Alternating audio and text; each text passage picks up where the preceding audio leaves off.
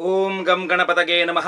ಓಂ ಗುಂ ಗುರುಭ್ಯೋ ನಮಃ. ಗುರವೇ ರಾಘವೇಂದ್ರಾಯ ಭಾರತೀಯತಗೆ ನಮಃ. ಗುರುಭ್ಯೋ ನಮಃ.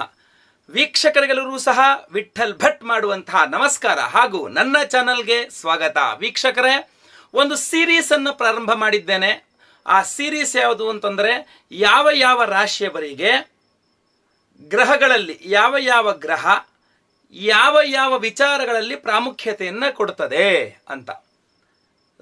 ಸೂರ್ಯ, ರವಿ ಯಾವುದಕ್ಕೆ ಯಾವ ಗ್ರಹಕ್ಕೆ ರವಿ ಯಾವ ರೀತಿಯಲ್ಲಿ ಇಂಪಾರ್ಟೆಂಟ್, ಯಾವ ಗ್ರಹಕ್ಕೆ ಚಂದ್ರ ಯಾವ ರೀತಿಯಲ್ಲಿ ಪ್ರಮುಖನಾಗ್ತಾನೆ, ಅದೇ ರೀತಿಯಲ್ಲಿ ಯಾವ ಗ್ರಹಗಳಿಗೆ ಅಂದರೆ ದ್ವಾದಶ ರಾಶಿಗಳಿಗೆ ನೀವು ಯಾವ ರಾಶಿಯವರದು ಆ ರಾಶಿಯವರಿಗೆ ಕುಜ ನಿಮಗೆ ಯಾವ ರೀತಿಯಲ್ಲಿ ಪ್ರಮುಖನಾಗ್ತಾನೆ.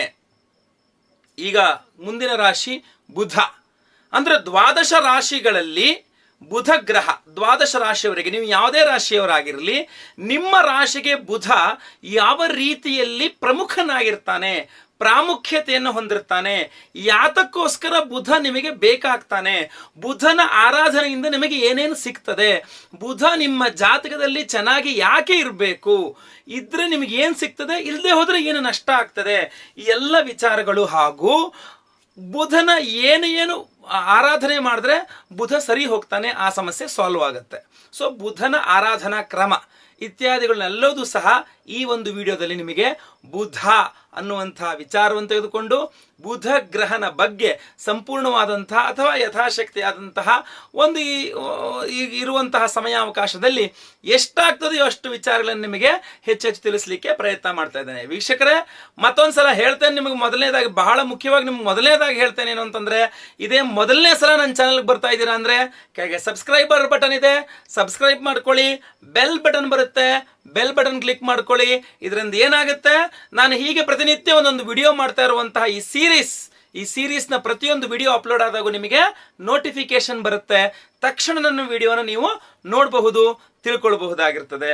ಇನ್ನು ಈ ವಿಡಿಯೋ ನಿಮಗೆ ಇಷ್ಟ ಆದರೆ ಇದನ್ನು ಲೈಕ್ ಮಾಡಿ, ನಿಮ್ಮ ಒಂದು ಸ್ನೇಹ ವರ್ಗ ಅಂದರೆ ವಾಟ್ಸಪ್ ಗ್ರೂಪ್ ಇರಬಹುದು, ಫೇಸ್ಬುಕ್ ಮೆಸೆಂಜರ್ ಗ್ರೂಪ್ ಇರಬಹುದು, ಎಲ್ಲೆಲ್ಲ ನಿಮಗೆ ಸ್ನೇಹ ವರ್ಗ ಇದೆ ಅಲ್ಲೆಲ್ಲದೂ ಸಹ ಇದನ್ನು ಶೇರ್ ಮಾಡ್ಕೊಳ್ಳಿ. ಫೇಸ್ಬುಕ್ ಪೇಜಲ್ಲಿ ನೀವು ನಿಮ್ಮ ಒಂದು ಪೇಜಲ್ಲಿ ಶೇರ್ ಮಾಡ್ಕೊಳ್ಳಿ. ಎಲ್ಲರಿಗೂ ಸಹ ಬುಧ ಗ್ರಹಣ ಬಗ್ಗೆ ಆಗಲಿ ಅಥವಾ ಬೇರೆ ಬೇರೆ ಜ್ಯೋತಿಷ ವಿಚಾರಗಳೆಲ್ಲ ಗೊತ್ತಾಗಲಿ, ಎಲ್ಲರಿಗೂ ಸಹ ಒಳ್ಳೆಯದಾಗಲಿ. ಎಸ್, ನಾವೀಗ ಪುನಃ ವಾಪಸ್ ಇವತ್ತಿನ ಸಬ್ಜೆಕ್ಟ್ ಬುಧ ಗ್ರಹ ಅನ್ನೋದಕ್ಕೆ ಬಂದರೆ, ಬುಧ ಗ್ರಹ ಬಹಳ ಮುಖ್ಯವಾಗಿ ಬುಧ ಗ್ರಹ ವಿದ್ಯಾಕಾರಕನಾಗಿರ್ತಾನೆ, ವಾಕ್ಕಾರಕನಾಗಿರ್ತಾನೆ, ಸಂತೋಷ, ಆನಂದ ಅಥವಾ ಹಾಸ್ಯಕಾರಕನಾಗಿರ್ತಾನೆ. ಆದ್ರಿಂದ ಯಾರ ಜಾತಕದಲ್ಲಿ ಬುಧ ಚೆನ್ನಾಗಿರ್ತಾನೆಯೋ ಇದೆಲ್ಲವೂ ಅವರಿಗೆ ತುಂಬ ಚೆನ್ನಾಗಿ ಸಿಕ್ಕಿರ್ತದೆ. ಸೊ ಇದನ್ನ ಅರ್ಥ ಮಾಡ್ಕೊಳ್ಬೇಕು. ಸೊ ಬುಧ ಗ್ರಹ ಕಡಿಮೆ ಅಲ್ಲ, ಬುಧ ಗ್ರಹ ಬಹಳ ಇಂಪಾರ್ಟೆಂಟ್ ಆದ ಗ್ರಹ. ನಮ್ಮ ಜೀವನದಲ್ಲಿ ನೀವೇನು ಕೇಳ್ತೀವಿ ಸರ್, ಯಾರೇ ಹೋಗ್ಲಿ ಏನು ಬೇಕು ಅಂತ ಕೇಳಿದ್ರೆ ಅವರು ಸ್ವಲ್ಪ ವಯಸ್ಸಾದವರು ಅಥವಾ ಸ್ವಲ್ಪ ಜ್ಞಾನವಂತರಾಗಿದ್ರೆ ಏನು ಹೇಳ್ತಾರೆ ಗೊತ್ತಾ, ಚಿಕ್ಕ ಮಕ್ಕಳು ಬೇಕಾದ್ರೆ ಚಾಕ್ಲೇಟ್ ಬೇಕು ಏನು ಬೇಕು ಅಂತ ಹೇಳ್ಬಿಡ್ಬೋದು. ಆದರೆ ನಿಜವಾಗ್ಲೂ ಅವರಿಗೆ ಜ್ಞಾನ ಬಂದಂಥ ವ್ಯಕ್ತಿ ಏನು ಹೇಳ್ತಾನೆ ಗೊತ್ತಾ, ಏನು ಬೇಕು ಅಂತ ಕೇಳಿದ್ರೆ ನೆಮ್ಮದಿ ಬೇಕು, ಸಂತೋಷ ಬೇಕು, ನಗುನಗ್ತಾ ಇರಬೇಕು ಅಂತ ಹೇಳ್ತಾನೆ. ಯಾರೇ ವ್ಯಕ್ತಿ ಆಗಲಿ, ಹೆಣ್ಣಾಗ್ಲಿ ಗಂಡಾಗ್ಲಿ, ಇದನ್ನೇ ಬಯಸುವಂತಹದ್ದು. ಈ ನಗು, ಈ ಸಂತೋಷ, ಈ ನೆಮ್ಮದಿ ಯಾವ ರೀತಿಯಲ್ಲಿ ಬರ್ತದೆ, ಯಾವ ಗ್ರಹ ಚೆನ್ನಾಗಿದ್ರೆ ಬರ್ತದೆ, ಬುಧ ಗ್ರಹ ಚೆನ್ನಾಗಿದ್ರೆ ಬರ್ತದೆ. ಇಲ್ಲ ಅಂದ್ರೆ ಇಲ್ಲ, ಅವ್ರ ಜೀವನದಲ್ಲಿ ನಗುನೇ ಇಲ್ಲ. ಕೆಲವರು ನೋಡಿ ಯಾವಾಗಲೂ ಅನ್ಕೊಂಡು ಒಳ್ಳೆ ಉರಿಮುಖ ಹಾಕೊಂಡೇ ಇರ್ತಾರೆ. ಯಾಕೆ ಆಗಿರ್ತಾರೆ ಅಂದ್ರೆ ಅವ್ರ ಜಾಗದಲ್ಲಿ ಬುಧ ಚೆನ್ನಾಗಿಲ್ಲ ಅಂತ ಅರ್ಥ. ಅವ್ರ ಬುಧ ಚೆನ್ನಾಗಿದ್ರೆ ನಗನಗ್ತಾ ಇನ್ನೂ ಒಂದು 10 ಜನ ನಗಿಸ್ಕೊಂಡು ಅವನು ನಕ್ಕಿ ಇನ್ನೊಬ್ರು 4 ಜನರ ನಗಿಸ್ಕೊಂಡಿರ್ತಾರೆ. ಯಾರಿಗೆ ಬುಧ ಚೆನ್ನಾಗಿರಲ್ಲ ಅನ್ಕೊಂಡು 4 ಸಲ ಮಾತಾಡಿದ್ರೆ 1 ಸಲ ಮಾತಾಡ್ತಾರೆ ಅವರು. ಏನು ಅನ್ನೋ ಥರ ಇರ್ತಾರೆ. ಸೊ ಗುರು ಅಂತಿರ್ತಾರೆ. ಅದೇ ಬುಧ ಚೆನ್ನಾಗಿರೋರು ಇದ್ರೆ ತಕ್ಷಣ ಗೊತ್ತಾಗ್ಬಿಡುತ್ತೆ, ಅವರು ನಗ್ತಾ ಇರ್ತಾರೆ, ಒಂದು 4 ಜನರನ್ನು ನಗಿಸ್ತಾ ಇರ್ತಾರೆ. ಅಲ್ಲಿ ಎಲ್ಲೂ ದುಃಖದ ವಾತಾವರಣವೇ ಇರಬಾರದು, ಅಷ್ಟು ಚೆನ್ನಾಗಿ ಆ ವಾತಾವರಣವನ್ನು ನೋಡ್ಕೊಳ್ತಾರೆ ಅವರು, ಬುಧ ಗ್ರಹ ಚೆನ್ನಾಗಿರುವಂಥವ್ರು. ಬನ್ನಿ ಬುಧ ಗ್ರಹನ ಬಗ್ಗೆ ತಿಳ್ಕೊಳ್ಳೋಣ. ಬುಧ ಗ್ರಹ ಈ ರೀತಿಯಲ್ಲಿ, ಬುಧ ಗ್ರಹನ ಅಭಿಮಾನಿ ದೇವರು ಬಂದು ಮಹಾವಿಷ್ಣು. ಸೊ ಆದ್ರಿಂದ ಬುಧ ದೋಷಗಳು ಮಹಾವಿಷ್ಣುವಿನ ಆರಾಧನೆಯಿಂದ ಪರಿಹಾರ ಆಗ್ತದೆ. ಇನ್ನು ಬುಧ ಗ್ರಹ ಮಿಥುನ ಹಾಗೂ ಕನ್ಯಾ ಈ 2 ರಾಶಿಗಳ ಅಧಿಪತಿ. ಇನ್ನು ಮೇಷರಾಶಿಯಿಂದ ನಾವು ನೋಡ್ಕೊಂಡು ಬಂದ್ರೆ, ಮೇಷರಾಶಿಯವರಿಗೆ ಬುಧ ತೃತೀಯ ಹಾಗೂ ಷಷ್ಠಾಧಿಪತಿ ಆಗ್ತಾನೆ. 3 ಹಾಗೂ 6ನೇ ಮನೆಯ ಅಧಿಪತಿ ಆಗ್ತಾನೆ ಮೇಷರಾಶಿಯವರಿಗೆ. ಅಲ್ಲಿಗೆ ನಿಮಗೆ ಸಹೋದರರಿಂದ ಸಹಾಯ ಆಗಬೇಕು, ಅಥವಾ ಮೇಷರಾಶಿಯವರಿಗೆ ಸಹೋದರರಿಂದ ಸಹಾಯ ಆಗಬೇಕು ಅಂತಾದರೆ, ಅಥವಾ ಸಹೋದರರು ನಿಮಗೆ ಸಹೋದರರು ಸಹಾಯ ಮಾಡಬೇಕಂತಾಗಲಿ, ಅಥವಾ ನೀವು ಸಹೋದರರಿಗೆ ಸಹಾಯ ಮಾಡಬೇಕು ಅಂತಾಗಲಿ, ನಿಮ್ಮ ಸಹೋದರರ ಮಧ್ಯೆ ಬಾಂಧವ್ಯ ಚೆನ್ನಾಗಿರಬೇಕು ಅಂತಾದರೂ ಸಹ ನಿಮ್ಮ ಜಾತಕದಲ್ಲಿ, ಮೇಷರಾಶಿಯವರ ಜಾತಕದಲ್ಲಿ ಬುಧ ಗ್ರಹ ಚೆನ್ನಾಗಿರಬೇಕು. ಇನ್ನು ನಿಮಗೆ ಶತ್ರು ಬಾಧೆ ಕಡಿಮೆ ಆಗಬೇಕು, ದೃಷ್ಟಿ ದೋಷ ಕಡಿಮೆ ಆಗಬೇಕು ಅಂತಂದ್ರೆ ಮೇಷರಾಶಿಯವರಿಗೆ ಬುಧ ಗ್ರಹನ ಆರಾಧನೆ ಮಾಡಬೇಕು. ಈ ಎಲ್ಲವೂ ಸಹ ಮೇಷರಾಶಿಯವರದು ಬುಧ ಗ್ರಹ ಅಂಡರ್ನಲ್ಲಿ ಬಂದ್ಬಿಡ್ತದೆ. ಯಾಕೆ? ತೃತೀಯ ಹಾಗೂ ಷಷ್ಠ್ಯಾಧಿಪತಿ ಆಗಿರ್ತಾನೆ. ಆದ್ರಿಂದ ದೃಷ್ಟಿ ದೋಷ ನಿಮಗೆ ಕಡಿಮೆ ಆಗಬೇಕು ಮೇಷರಾಶಿಯವರಿಗೆ ಅಂತಂದ್ರೆ ಬುಧನ ಆರಾಧನೆ ಮಾಡಬೇಕು. ಇನ್ನು ವೃಷಭ ರಾಶಿ. ವೃಷಭ ರಾಶಿಯವರಿಗೆ ಧನ ಪಂಚಮಾಧಿಪತಿ ಬುಧ ಗ್ರಹನಾಗಿರ್ತಾನೆ. ಅಂದ್ರೆ ಕುಟುಂಬ, ಧನ ಹಾಗೂ ಪಂಚಮಾಧಿಪತಿ ಬುಧನಾಗಿರ್ತಾನೆ. ನಿಮ್ಮ ಕುಟುಂಬದಲ್ಲಿ ಒಂದು ನೆಮ್ಮದಿಯ ವಾತಾವರಣ ಇರಬೇಕು ಅಂತಾದ್ರೆ ನೀವು ಬುಧನ ಆರಾಧನೆಯನ್ನು ಮಾಡಬೇಕು. ವೃಷಭ ರಾಶಿಯವರು ಕುಟುಂಬದಲ್ಲಿ ಎಲ್ಲರೂ ನಿಮಗೆ ಸಹಕಾರವಾಗಿರಬೇಕು. ಎಲ್ಲ ನೀವು ಹೇಳ್ದಂಗೆ ಕೇಳಬೇಕು ಅಂದ್ರೆ ನಿಮಗೆ ನಿಮ್ಮ ಮಾತಿಗೆ ಒಂದು ಬೆಲೆ ಕೊಡಬೇಕು, ನಿಮ್ಮನಿಗೆ ಅವರು ಗೌರವಿಸಬೇಕು ಅಂತಾದ್ರೆ ನೀವು ವೃಷಭ ರಾಶಿಯವರು ಬುಧ ಗ್ರಹನ ಆರಾಧನೆಯನ್ನು ಮಾಡಬೇಕು. ನಿಮಗೆ ದುಡ್ಡು ಹಣ ಬರಬೇಕು ವೃಷಭ ರಾಶಿಯವರಿಗೆ ಅಂತಂದ್ರೆ ವೃಷಭ ರಾಶಿಯವರು ಬುಧನ ಆರಾಧನೆಯನ್ನು ಮಾಡಬೇಕು. ನಿಮ್ಮ ಮಗ ಅಥವಾ ಮಗಳು ಚೆನ್ನಾಗಿರ್ಬೇಕು ವೃಷಭ ರಾಶಿಯವರಿಗೆ, ನನ್ನ ಮಗಳು ಚೆನ್ನಾಗಿರ್ಬೇಕಪ್ಪ, ನನ್ನ ಮಗ ಚೆನ್ನಾಗಿರ್ಬೇಕಪ್ಪ ಅಂತ ಏನಾದ್ರು ಇದ್ರೆ ವೃಷಭ ರಾಶಿಯವರಿಗೆ ಬುಧನ ಆರಾಧನೆಯನ್ನು ಮಾಡಬೇಕು. ಯಾರಿಗೆ ಮಕ್ಕಳಾಗಿಲ್ಲ ವೃಷಭ ರಾಶಿಯವರಾಗಿದ್ರೆ ಬುಧನ ಆರಾಧನೆ ಮಾಡಿದರೆ ಮಾತ್ರ ಸಂತಾನ ಆಗ್ತಕ್ಕಂಥದ್ದು, ಇಲ್ಲದ್ರೆ ಸಂತಾನ ಭಾಗ್ಯ ಇರೋದಿಲ್ಲ.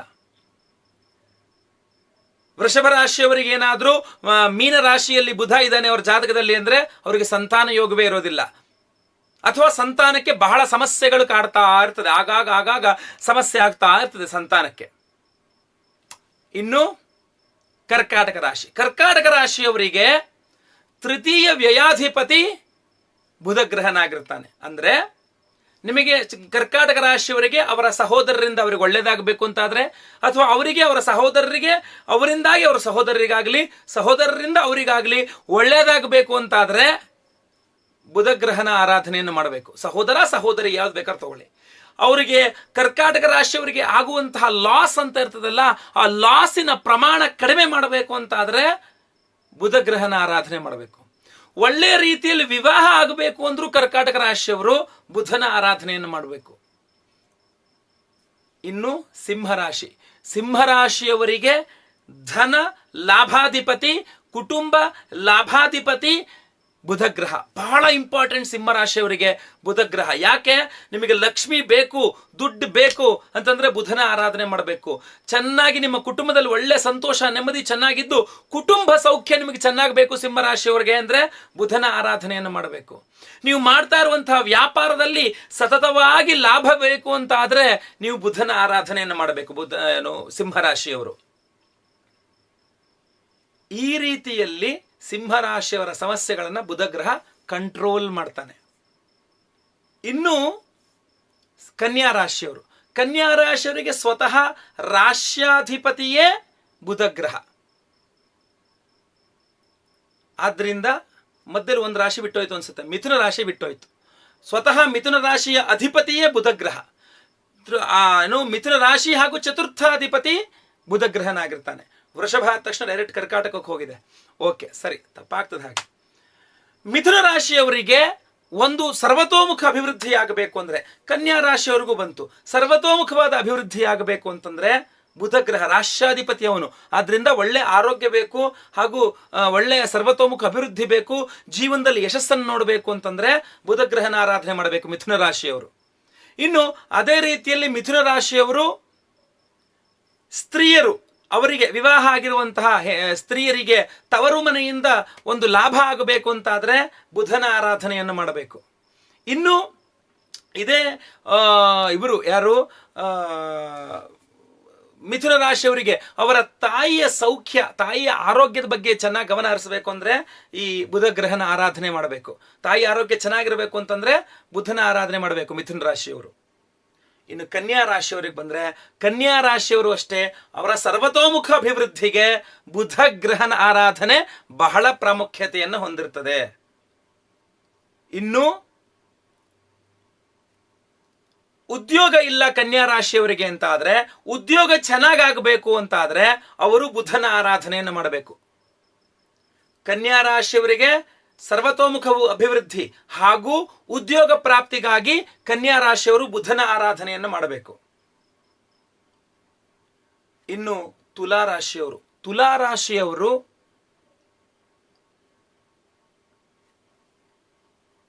ಬುಧ ಗ್ರಹನ ಭಾಗ್ಯಸ್ಥಾನಕ್ಕೆ ಅಂದ್ರೆ ಒಂದು ಲಕ್ ಫ್ಯಾಕ್ಟರ್ ಬರಬೇಕು ಅಂತ ಆದ್ರೆ, ಜೀವನದಲ್ಲಿ ಒಂದು ಒಳ್ಳೆ ಲಕ್ ಫ್ಯಾಕ್ಟರ್ ಬರಬೇಕು, ಅದೃಷ್ಟ ಚೆನ್ನಾಗಿ ಖುಲಾಯಿಸಬೇಕು ತುಲಾರಾಶಿಯವ್ರದ್ದು ಅಂದ್ರೆ ಬುಧನ ಆರಾಧನೆ ಮಾಡಬೇಕು. ಲಾಸ್ ಕಡಿಮೆ ಆಗಬೇಕು ಅಂತಂದ್ರೆ ಬುಧನ ಆರಾಧನೆಯನ್ನು ಮಾಡಬೇಕು. ವಿವಾಹಕ್ಕೂ ಎಲ್ಲೋ ಒಂದ್ ಕಡೆ ಬುಧನ ಆರಾಧನೆ ಒಳ್ಳೇದಾಗ್ತದೆ ಅವ್ರಿಗೆ, ತುಲಾರಾಶಿಯವರಿಗೆ. ಇನ್ನು ಆಮೇಲೆ ವೃಶ್ಚಿಕ ರಾಶಿಯವರಿಗೆ ಆರೋಗ್ಯ ಸರಿ ಇರಬೇಕು ಅಂತಾದ್ರೆ, ಅಪಮೃತ್ಯು ಪೀಡೆ ಪರಿಹಾರ ಆಗಬೇಕು ಅಂತಾದ್ರೆ ಬುಧನ ಆರಾಧನೆಯನ್ನು ಮಾಡಬೇಕು. ಹಾಗೂ ನೀವು ಮಾಡ್ತಾ ಇರತಕ್ಕಂತಹ ವ್ಯಾಪಾರ, ವೃಶ್ಚಿಕ ರಾಶಿಯವರಾದರೂ ವ್ಯಾಪಾರ ಬಿಸ್ನೆಸ್ ಇತ್ಯಾದಿಗಳು ಮಾಡ್ತಾ ಇದ್ರೆ ಅದರ ಲಾಭ ಕಾಣಬೇಕು ಅಂತಂದ್ರೆ ಬುಧನ ಆರಾಧನೆಯನ್ನು ಮಾಡಬೇಕು. ಇನ್ನು ಅಷ್ಟೇ ಅಲ್ಲ,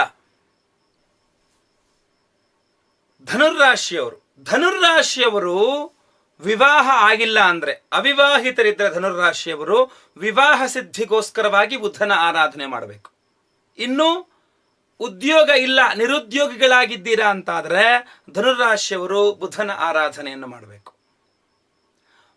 ಧನುರ್ರಾಶಿಯವರಿಗೆ ದೂರ ಪ್ರಯಾಣಗಳು ಹೋಗಬೇಕು ಅಂತಾದ್ರೆ ಬುಧನ ಆರಾಧನೆಯನ್ನು ಮಾಡಬೇಕು.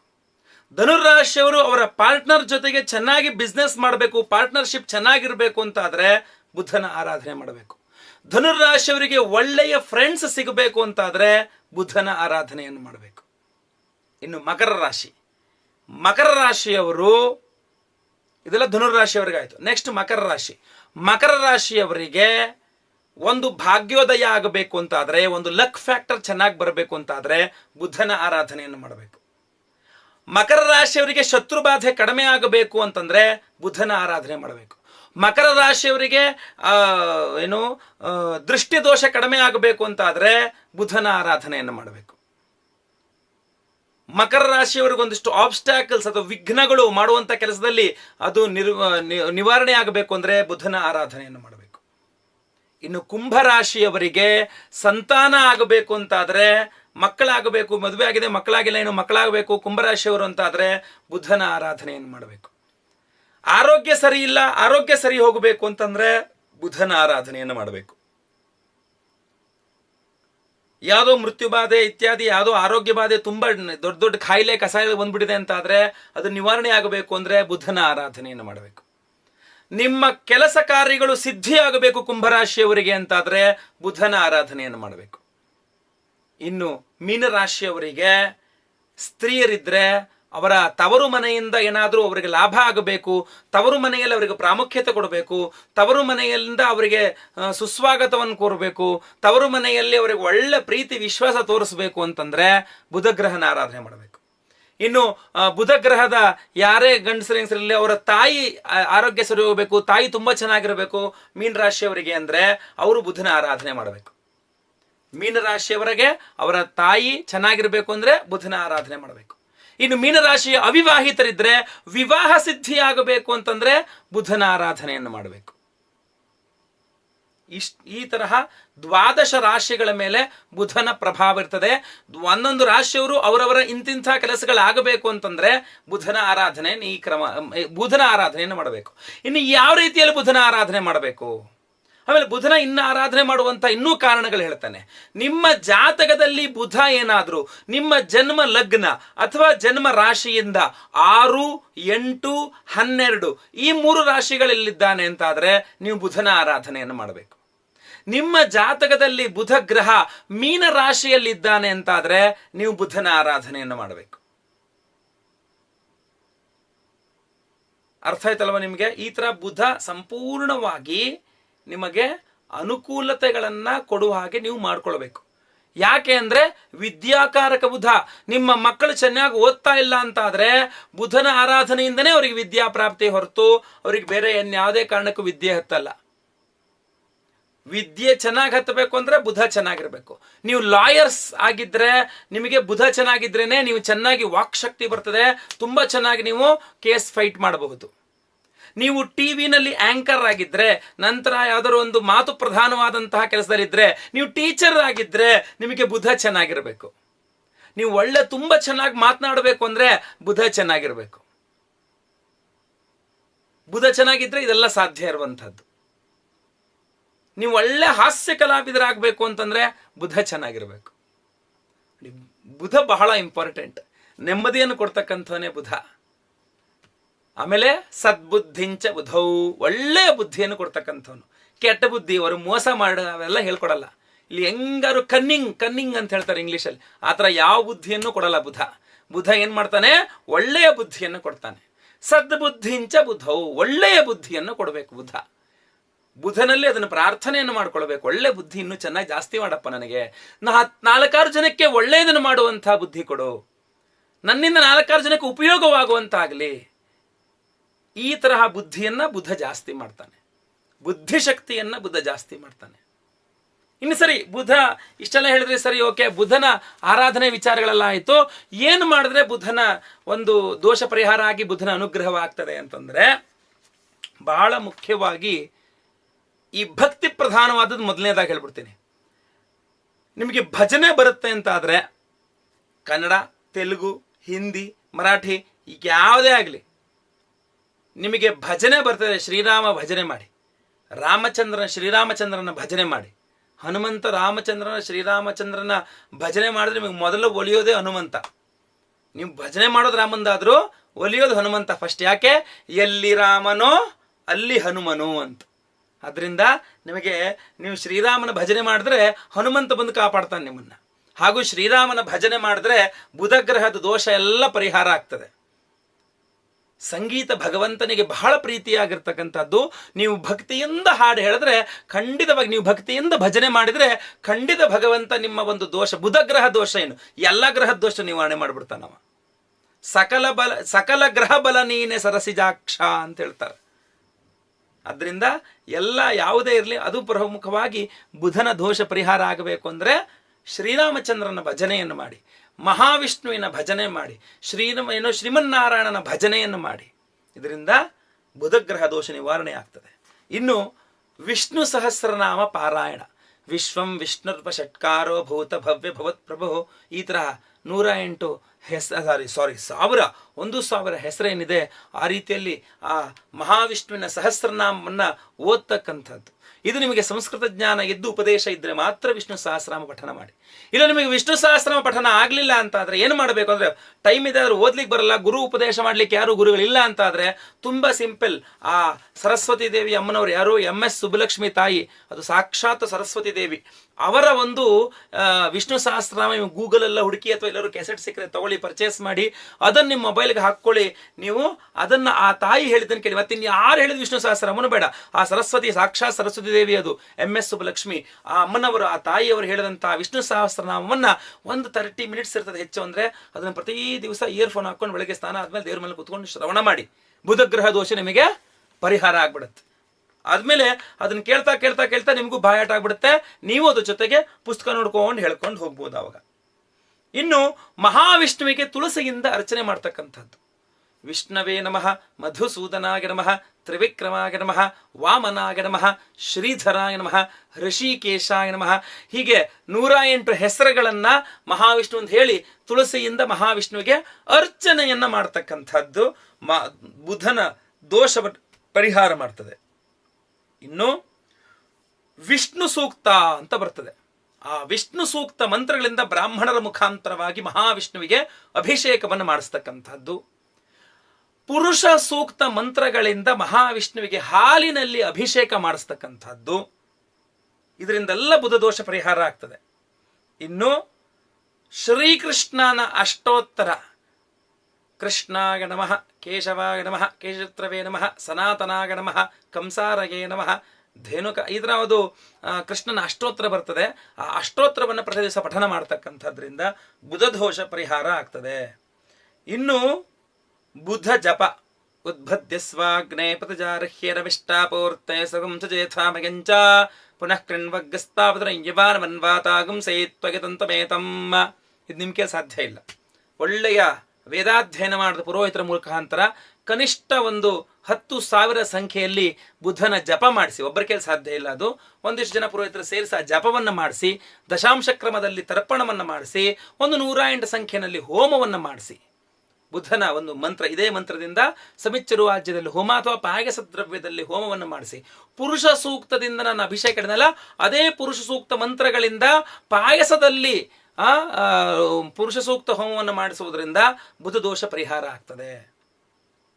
ಸತ್ಯನಾರಾಯಣ ಸ್ವಾಮಿಯ ವ್ರತ ಮಾಡೋದ್ರಿಂದಾಗಿ ಬುಧ ದೋಷ ಪರಿಹಾರ ಆಗ್ತದೆ. ಇನ್ನು ರಾಮಾಯಣ ಅದನ್ನು ಓದಿದ್ರು ಸಹ ವಾಲ್ಮೀಕಿ ರಾಮಾಯಣವನ್ನ ಪಠನ ಓದುವುದರಿಂದ ಬುಧ ದೋಷ ಪರಿಹಾರ ಆಗ್ತದೆ. ಇನ್ನು ಬಹಳ ನೀವು ಎಲ್ಲರೂ ಮಾಡ್ಬೋದಾದಂತಹ ಸುಲಭವಾದಂತಹ ಒಂದು ಪರಿಹಾರ ಹೇಳ್ತೇನೆ. ಇಷ್ಟೊತ್ತು ಹೇಳಿದ್ರು ಕೂಡ ಎಲ್ಲದೂ ಮಾಡ್ಬೋದಂತ ಯಾವುದು ಕಠಿಣವಾದ್ದೇನು ಹೇಳಿಲ್ಲ. ಆದರೆ ಯಾವುದಕ್ಕೆ ಉಪದೇಶ ಇಲ್ಲವೋ ಅದಕ್ಕೆ ಬೇರೆಯವರಿಗೆ ಆಶ್ರಯಿಸಲಿಕ್ಕೆ ಆಶ್ರಯದ ವಿಚಾರಗಳನ್ನು ಹೇಳಿದ್ದೇನೆ. ಅಂದರೆ ಬ್ರಾಹ್ಮಣರು ವೇದೋಕ್ತವಾದಂತಹ ಜಪಗಳನ್ನು ಹೋಮಗಳನ್ನು ಮಾಡಿಸ್ಬೇಕಾದ್ರೆ ಪುರೋಹಿತರ ಮುಖಾಂತರವಾಗಿ ಮಾಡಿಸಿ ಅಂತ ಹೇಳಿ. ಅದು ಗೊತ್ತಾಗಲಿಲ್ಲ ಅಂದರೆ ನೀವು ನಮಗೆ ಒಂದು ಫೋನ್ ಮಾಡಿದ್ರೆ ನಾವು ಅದನ್ನೆಲ್ಲ ವ್ಯವಸ್ಥೆ ಮಾಡಿಕೊಡ್ತೇನೆ. ನಮ್ಮಲ್ಲಿ ಎಲ್ಲ ರೀತಿಯ ಹೋಮ ಹವನ ಪೂಜೆ ಪುನಸ್ಕಾರ ಪರಿಹಾರಗಳನ್ನು ಮಾಡಿಸುವಂತಹ ವ್ಯವಸ್ಥೆ ನಮ್ಮಲ್ಲಿ ಇದೆ. ನೀವು ಆ ವ್ಯವಸ್ಥೆಯನ್ನು ಬೇಕಾದರೆ ನೀವು ಅದನ್ನು ಕೇಳಿ ಪಡೆಯಬಹುದು ಆ ವ್ಯವಸ್ಥೆಯನ್ನು. ಇನ್ನೊಂದು ಪರಿಹಾರ ಹೇಳ್ತೇನೆ. ಬುಧಗ್ರಹ ದೋಷ ಪರಿಹಾರ ಆಗಬೇಕಂದ್ರೆ ಹಸಿರು ಬಣ್ಣದ ಒಂದು ಜಾಕೆಟ್ ಪೀಸ್ ತಗೊಳ್ಳಿ. ಒಂದು 80 ಮೀಟರ್ 1 ಮೀಟರ್ದು ಹಸಿರು ಕಲರ್ದು ಜಾಕೆಟ್ ಪೀಸ್ ತಗೊಳ್ಳಿ. ಅದರಲ್ಲೊಂದು 3 kg ಅಥವಾ 2 kg ಹೆಸರು ಕಾಳು ಹಾಕಿ, ಹೆಸರು ಬೇಳೆ ಅಲ್ಲ, ಹೆಸರು ಬೇಳೆ ಬೇಡ, ಹೆಸರು ಕಾಳು ಗ್ರೀನ್ ಕಲರ್ ಇರಬೇಕು, ಹಸಿರು ಬಣ್ಣದಲ್ಲಿ. ಅದನ್ನು ಹಾಕಿ 3 ಗಂಟನ್ನು ಕಟ್ಟಿ ಅದನ್ನು ನವಗ್ರಹಗಳಲ್ಲಿ ಈಶಾನ್ಯ ಮೂಲೆ ದೇವಮೂಲೆಯಲ್ಲಿರುವಂತಹ ಬುಧಗ್ರಹನಿಗೆ ಮೊದಲು ಫಲಪಂಚಾಮೃತ ಅಭಿಷೇಕ ಮಾಡಿಸಿ, ಅಭಿಷೇಕ ಎಲ್ಲ ಮಾಡಿ ದೇವ್ರನ್ನ ವರಸೆ ಆದ ಮೇಲೆ ಅವನ ಮುಂದೆ, ಆ ಬುಧಗ್ರಹನ ಮುಂದೆ ಈ ಹೆಸರು ಕಾಳು ಗಂಟನ್ನು ಇಡಿ. ಅದಕ್ಕೆ ತುಳಸಿಯಲ್ಲಿ ಬುಧಗ್ರಹ ಅಷ್ಟೋತ್ರ ಹಾಗೂ ನಾರಾಯಣ ಕೇಶವ ಅಷ್ಟೋತ್ರದಿಂದ 108 ಹೆಸರು, ಮಹಾವಿಷ್ಣು 108 ಹೆಸರು, ಬುಧಗ್ರಹದ 108 ಹೆಸರಿನಲ್ಲಿ ತುಳಸಿಯಲ್ಲಿ ಅವರು ಮಂತ್ರ ಹೇಳಿ ನೀವೇ ಅರ್ಚನೆ ಮಾಡಿ ಅಥವಾ ನೀವು ಪುರೋಹಿತರಿಗೆಲ್ಲ ಅರ್ಚನೆಯನ್ನು ಮಾಡಿಸಿ, ಅದರ ನಂತರ ಒಂದು ತುಪ್ಪದ ದೀಪವನ್ನು ಬುಧಗ್ರಹದ ಮುಂದೆ ಹಚ್ಚಿ ಹಾಗೂ ಪ್ರದಕ್ಷಿಣೆಯನ್ನು ಮಾಡಿ, ನವಗ್ರಹಗಳ ಸಹಿತವಾಗಿಯೇ ಬುಧನ ಪ್ರದಕ್ಷಿಣೆಯನ್ನು ಮಾಡಿ, ಕನಿಷ್ಠ 28 ಪ್ರದಕ್ಷಿಣೆಯನ್ನು ಮಾಡಿ. ಆ ಪ್ರದಕ್ಷಿಣೆಯನ್ನು ಮಾಡುವಾಗ ಪ್ರಿಯಂಗುಗಲಿಕಾಶ್ಯಾಮಂ ರೂಪೇಣಾಂ ಪ್ರತಿಮಂ ಬುಧಂ ಸೌಮ್ಯಂ ಸೌಮ್ಯಗುಣೋಪೇತಂ ತಂ ಬುಧಂ ಪ್ರಣಮಾಮ್ಯಹಂ. ರೂಪೇಣ ಅಪ್ರತಿಮಂ ಬುಧಂ, ಬಹಳ ಸುಂದರವಾಗಿರ್ತಾನಂತೆ ಬುಧಗ್ರಹ, ಅಪ್ರತಿಮವಾಗಿ ಅದ್ಭುತವಾದ ಸೌಂದರ್ಯ ಅಂತ. ಮಹಾವಿಷ್ಣುವಿಗೆ ಹೇಳೋದಿಲ್ವ ನಾವು, ಪುಂಸಾಂ ಮೋಹನ ರೂಪಾಯ. ಸಾಮಾನ್ಯವಾಗಿ ಸ್ತ್ರೀಯರನ್ನು ನೋಡಿ ಆಹಾ ಎಷ್ಟು ಚೆನ್ನಾಗಿದ್ದಾಳೆ ಅಂತ ಆಕರ್ಷಣೆ ಆಗ್ತಾನೆ ಪುರುಷ. ಹಾಗಲ್ಲ, ಅವನು ಪುರುಷರೂ ಸಹ ಅವನನ್ನು ನೋಡಿ ಆಗ್ಬೇಕಂತ ಅಷ್ಟು ಸುಂದರವಾಗಿರ್ತಾನಂತೆ ಮಹಾವಿಷ್ಣು. ಅವನದೇ ಅಂಶಭೂತ ಬುಧ. ಆದ್ರಿಂದ ಬುಧಗ್ರಹನು ಅಪ್ರತಿಮವಾದಂತಹ ಇದಿರ್ತದೆ. ರೂಪೇಣ ಅಪ್ರತಿಮಂ, ರೂಪದಲ್ಲಿ ಅತ್ಯಂತ ತುಂಬ ಬ್ಯೂಟಿಫುಲ್ ಆಗಿರ್ತಾನಂತೆ ಬುಧ, ಸುಂದರಾಂಗ ಜಾಣ. ಅದರಿಂದ ಆ ಬುಧನ ಒಂದು ಆರಾಧನೆ ಪ್ರದಕ್ಷಿಣೆ ಎಲ್ಲ ಮಾಡಿದ್ಮೇಲೆ ಆ ಗಂಟು ಇರ್ತದೆ, ಹೆಸರು ಕಾಳು ಗಂಟು, ಅದ್ರ ಮೇಲೆ ಒಂದು ವಿಳಿದೆಲೆ ಅಡಿಕೆ, ಒಂದು ತೆಂಗಿನಕಾಯಿ, ಬಾಳೆಹಣ್ಣನ್ನು ಇಟ್ಟು ದಕ್ಷಿಣೆ ಇಟ್ಟು ಆ ಪೂಜೆ ಮಾಡಿದಂಥ ಪುರೋಹಿತರಿಗೆ ಅದನ್ನು ಕೊಟ್ಟು ಅವರಿಗೆ ಒಂದು ನಮಸ್ಕಾರ ಮಾಡಿಕೊಳ್ಳಿ. ಇದು ಬುಧವಾರದಂತೆ ಒಂದು ಕನಿಷ್ಠ 8 ಅಥವಾ 11 ಬುಧವಾರಗಳಲ್ಲಿ ಈ ಒಂದು ಕಾರ್ಯವನ್ನು ಮಾಡಿ ಖಂಡಿತವಾಗಿ ಬುಧಗ್ರಹ ದೋಷ ಪರಿಹಾರವಾಗಿ ನಿಮಗೆಲ್ಲರಿಗೂ ಒಳ್ಳೆಯದಾಗ್ತದೆ. ಇದಿಷ್ಟು ಬುಧಗ್ರಹದ ಒಂದು ವಿಚಾರಗಳಾಗಿತ್ತು. ನಿಮ್ಮ ರಾಶಿಯ ಮೇಲೆ ಬುಧಗ್ರಹ ಯಾವ್ಯಾವ ರೀತಿಯ ಪರಿಣಾಮ ಕೊಡ್ತಾನೆ ಅಂತ ಹೇಳಿದ್ರಲ್ಲ, ಆಯಾ ಪರಿಣಾಮಗಳು ನಿಮಗೆ ಸಮಸ್ಯೆ ಇದ್ದರೆ ಈ ಪರಿಹಾರಗಳಲ್ಲಿ ಯಾವುದಾಗುತ್ತೋ ಆ ಪರಿಹಾರ ಮಾಡ್ಕೊಳ್ಳಿ. ಇನ್ನು ನಿಮಗೆ ಇದೆಲ್ಲ ನಮಗೆ ಆ ಲಗ್ನ ರಾಶಿಯೆಲ್ಲ ನಮಗೇನು ಗೊತ್ತಾಗಲ್ಲ ಅಂತಂದರೆ ಏನು ಟೆನ್ಷನ್ ಇಲ್ಲ, ಒಂದು ಅಪಾಯಿಂಟ್ಮೆಂಟ್ ತೊಗೊಳ್ಳಿ, ನೇರವಾಗಿ ಬಂದು ಭೇಟಿ ಮಾಡಿ. ಇಲ್ಲ ಆನ್ಲೈನ್ ಕನ್ಸಲ್ಟೇಷನ್ ಕೆಳಗಡೆ ಕಾಣ್ತಿರುವಂಥ ನಂಬರ್ ಇದೆಯಲ್ಲ, ಅದು ನಮ್ಮ ವಾಟ್ಸಪ್ ನಂಬರ್ ಆಗಿದೆ. ಆ ನಂಬರ್ಗೆ ನಿಮ್ಮ ಜನ್ಮ ದಿನಾಂಕ, ಜನ್ಮ ಸಮಯ, ಜನ್ಮಸ್ಥಳವನ್ನು ವಾಟ್ಸಪ್ಪಲ್ಲಿ ಕಳಿಸಿ ಆನ್ಲೈನಲ್ಲಿ ಪೇಮೆಂಟ್ ಮಾಡಿ ಸ್ಕ್ರೀನ್ ಶಾಟ್ ಹಾಕ್ಬಿಡಿ. ನಾವೊಂದು 2-3 ದಿವಸದಲ್ಲಿ ನಾನೇ ನಿಮಗೆ ಕಾಲ್ ಮಾಡ್ತೇನೆ, ನಿಮ್ಮೊಟ್ಟಿಗೆ ಒಂದು ಅರ್ಧ ಗಂಟೆ ಮಾತನಾಡ್ತೇನೆ. ಖಂಡಿತವಾಗಿ ನಿಮ್ಮ ಜಾತಕದ ಬಗ್ಗೆ ಡಿಸ್ಕಸ್ ಮಾಡೋಣ, ಏನೇನು ದೋಷ ಇದೆ, ಏನೇನು ಪರಿಹಾರ ಮಾಡಬಹುದು ಅನ್ನುವಂಥ ವಿಚಾರಗಳನ್ನು ನಾನು ನಿಮಗೆ ತಿಳಿಸ್ತೇನೆ. ಇದಿಷ್ಟು ಬುಧಗ್ರಹದ ವಿಚಾರಗಳಾಗಿತ್ತು. ಈ ವಿಡಿಯೋ ನಿಮಗೆ ಇಷ್ಟ ಆದರೆ ಖಂಡಿತ ಮರೆಯದೆ ಏನು ಮಾಡಬೇಕು, ಲೈಕ್ ಮಾಡಬೇಕು, ಶೇರ್ ಮಾಡಬೇಕು, ಹಾಗೂ ಸಬ್ಸ್ಕ್ರೈಬ್ ಆಗಿಲ್ಲ ಏನಂದ್ರೆ ದಯವಿಟ್ಟು ಕೆಳಗಡೆ ಸಬ್ಸ್ಕ್ರೈಬರ್ ಬಟನ್ ಇದೆ, ಸಬ್ಸ್ಕ್ರೈಬ್ ಮಾಡ್ಕೊಳ್ಳಿ. ಸಬ್ಸ್ಕ್ರೈಬ್ ಆದ ತಕ್ಷಣ ಬೆಲ್ ಬಟನ್ ಬರುತ್ತೆ, ಬೆಲ್ ಬಟನ್ ಕ್ಲಿಕ್ ಮಾಡಿ. ಎಲ್ಲರಿಗೂ ಸಹ ಒಳ್ಳೆಯದಾಗಲಿ. ಲೋಕ ಸಮಸ್ತ ಸುಖಿನೋ ಭವಂತು. ನಾರಾಯಣ ನಾರಾಯಣ ನಾರಾಯಣ.